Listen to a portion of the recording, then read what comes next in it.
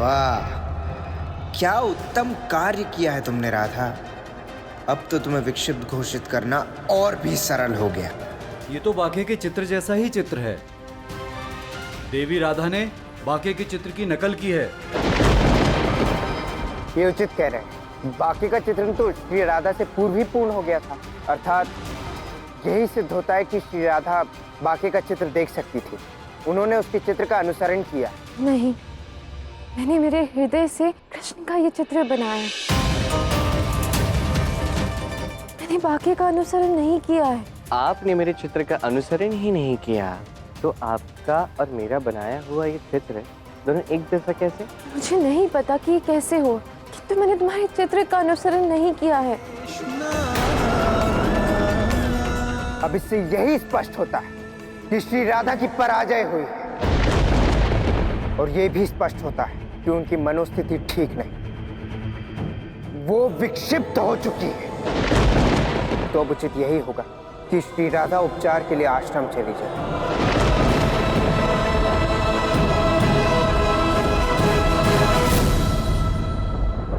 राधा अपनी शुद्ध बुद्ध खो बैठी है, और ये तो होना ही था। उसका कृष्ण जो उससे दूर हुआ है। कृष्ण से विरह के कारण राधा बावरी हो चुकी है, और यही तो राधा कृष्ण का प्रेम है।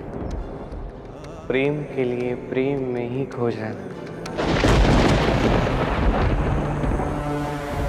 हाँ, मैं कृष्ण के विरह में दुखी हूँ। कृष्ण के अलावा कोई मुझे नहीं समझ सकता। और आज मेरा कृष्ण, मेरा प्रेम लुप्त हो चुका है। भले ही लुप्त हो गया हो, प्रेम का अंत कभी नहीं होता राधा। बांके, अब मैं आश्रम जा रही हूँ।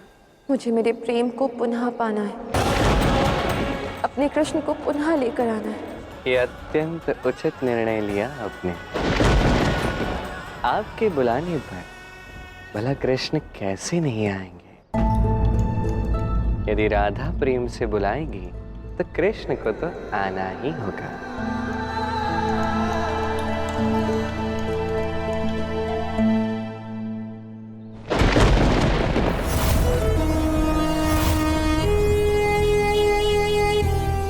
दंतवक्र असुर, अपने गुरु के सामने प्रकट हो।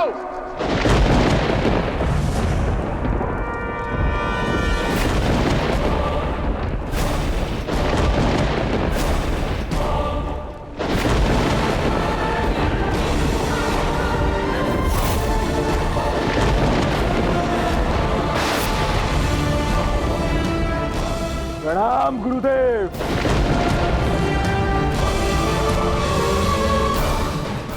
आदेश दीजिए, मुझे यहाँ क्यों बुलाया है? एक प्रतिशोध के लिए तुम्हें बुलाया गया है।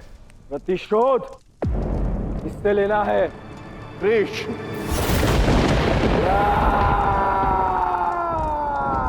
वही कृष्ण जिसने तुम्हारे मित्र शिशुपाल को मारा, और छल से, यहाँ तक कि तुम्हारे मित्र शल्य को भी छल से मारा।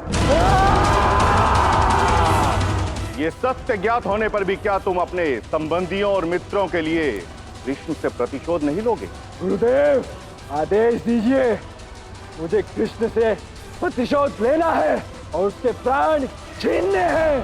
राधा है कृष्ण के प्राण, तुम राधा का हरण कर रहे हो। कृष्ण ने छल से मेरे अपनों को मारा, और अब मैं छल से राधा का हरण करूंगा, और तभी मेरा प्रतिशोध पूर्ण होगा।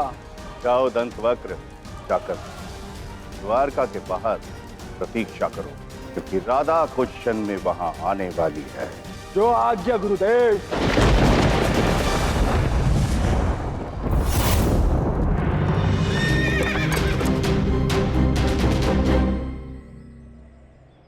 क्या हुआ साम?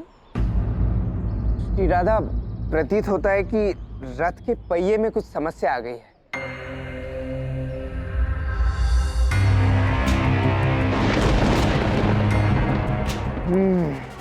श्री राधा, रथ का पहिया टूट चुका है और इसे ठीक करने में भी समय लगेगा। और ये वन भी आपके लिए उचित नहीं। आप एक काम कीजिए, यही निकट ही आश्रम है, आप सैनिकों के साथ वहाँ प्रस्थान कीजिए। किंतु मैं इस प्रकार तुम्हें अकेले छोड़कर कैसे जा सकती हूँ साम? तुम अकेले पड़ जाओगे। अरे मुझे किसका भय भला, आप बस सैनिकों के साथ वहाँ सुरक्षित पहुँच जाइए और फिर मैं भी रथ को ठीक करके पुनः महल लौट जाऊंगा। सैनिकों, श्री राधा का ध्यान रखो और उनके साथ जाओ।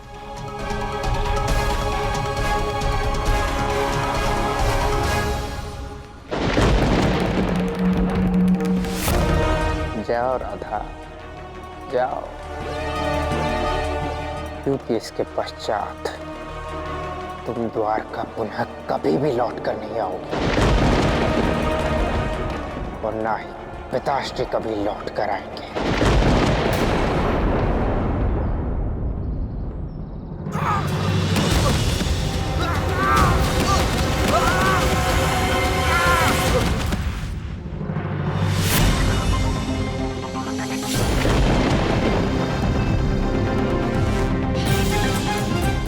सैनिकों को आहत किसने किया? कौन है जो इस प्रकार हमारे मार्ग में बाधा डाल रहा है?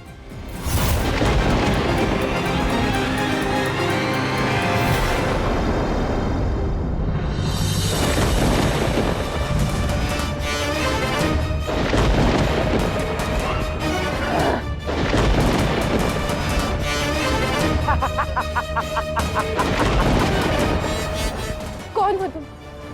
कृष्ण का शत्रु हूं मैं, उसके प्राण लेने आया हूं। सुना है कि उसके प्राण तुमने बसते हैं। तुमने मुझे स्पर्श करने का दुस्साहस कैसे किया? छोड़ो मुझे, अन्यथा मैं तुम्हें भस्म कर दूंगी। नहीं, तुम ऐसा नहीं कर सकती। कृष्ण की अनुपस्थिति ने तुम्हारी शक्तियों को क्षीण कर दिया है।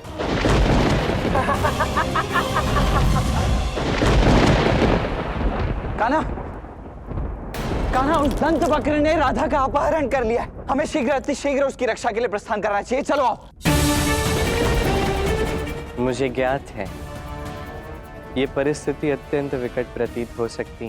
क्रोध भी आएगा, पीड़ा भी होगी, किंतु धैर्य रखिए, समझने का प्रयास कीजिए। सब होगा उचित समय आने पर, और वो समय अभी नहीं आया है। यदि तुम्हें पहले से ज्ञात था कि राधा का अपहरण होने वाला है तो मुझे बता क्यों नहीं दिया?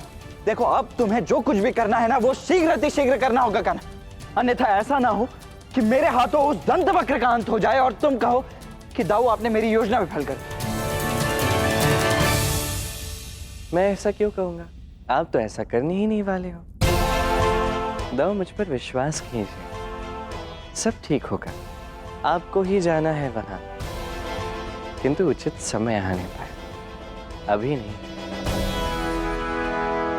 अभी तो समय है देवी तुलसी से मेरी भेंट करने का।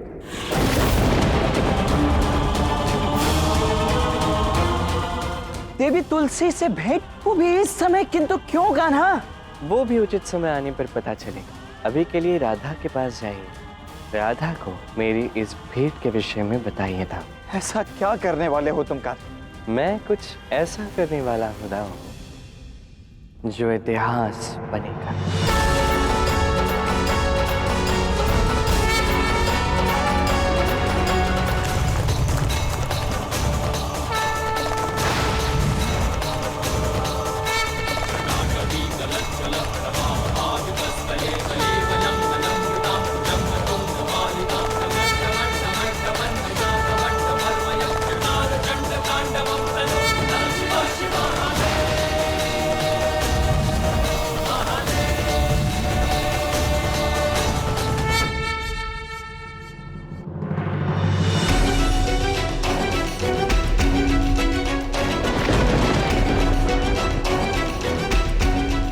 देवी तुलसी, मैं आपकी भक्ति से अत्यंत प्रसन्न हूं। आपकी सत्य जानने की मनोकामना अवश्य पूर्ण हो।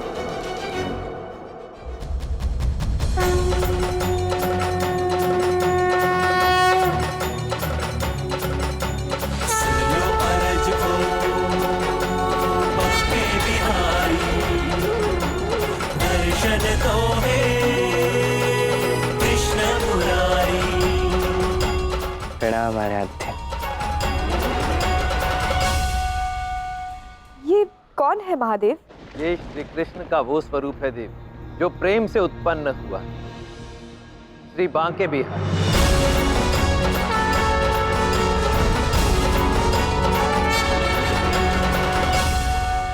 ये संसार के सभी सत्य जानते हैं, आपको सत्य का ज्ञान भी यही करवाएंगे।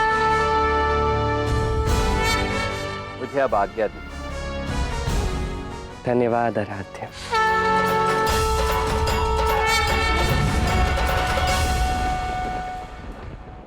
देवी तुलसी, आपने आराधना महादेव की है। क्या मेरी बातों पर आप विश्वास कर पाएंगे? विश्वास ना करने का प्रश्न ही नहीं उठता जब ये स्वयं महादेव की आज्ञा है। अब यथाशीघ्र मुझे सत्य बताओ। सत्य तो आप ही की स्मृतियों में निहित है देवी तुलसी। स्मरण कीजिए, किसी जन्म में अब तुलसी नहीं, एक गोपी थी, कृष्ण की गोपी, जिसका नाम था वृंदा। ये घटना पृथ्वी की नहीं अपितु गोलोक की, गोलोक, जहां आप राधा कृष्ण के समीप थे। उस समय आपकी केवल एक ही इच्छा थी, कृष्ण। मेरा प्रेम आपके लिए सच्चा है कृष्ण, पर मैं जानती हूँ जब तक राधा आपके साथ है आप मुझे अपना नहीं बना सकते। और इसीलिए राधा के लिए आपके मन में ईर्ष्या की भावना उत्पन्न हुई। राधा कृष्ण की समीपता से आपको दुख होता था देवी तुलसी, और इसलिए एक दिन आपने प्रबल इच्छा रखी, इच्छा की आपको कृष्ण से विवाह करना। और इस इच्छा को पूर्ण करने के लिए आपने तुलसी के रूप में जन्म लिया। और वहां गोलोक में मेरा एक और भक्त, कृष्ण भक्त श्रीराम, उसने भी शंखचूर के रूप में जन्म लिया, शंखचूर जिसमें मेरा ही अंश है। अंततः शंखचूर और तुलसी का विवाह हुआ। आप उससे अत्याधिक प्रेम करते थे। उसकी प्रबलता के कारण आपने संपूर्ण रूप से स्वयं को उसके प्रति समर्पित कर दिया, और ये अनुचित था देवी। आपके प्रेम से शंखचूर को जो शक्ति प्राप्त हुई, उसने उस शक्ति से समस्त संसार में विध्वंस मचा दी। अंधा प्रेम विनाश का कारण बनता है देवी, और यही हुआ। मेरे लिए ये एक और से है, तुलसी का प्रेम मुझे मिलता रहेगा और मुझे उससे शक्ति। शंखचूर की विनाश लीला का अंत करने के लिए मुझे आपके और शंखचूर के मध्य में आना ही पड़ा। शंखचूर का अंत हुआ,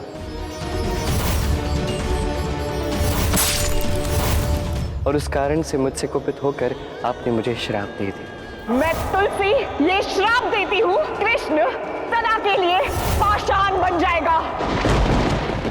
आप तब भी समझ नहीं पाए कि इस संसार की रक्षा हेतु शंखचूर का अंत करना कितना अधिक अनिवार्य था। इस प्रकार आपके जीवन में आने का कारण केवल एक था देवी, आपको सत्य से अवगत करवाना। अब सत्य आपके समक्ष, आप इसे स्वीकारना चाहती हैं या ठुकराना चाहती हैं, यह आप पर निर्भर करता है।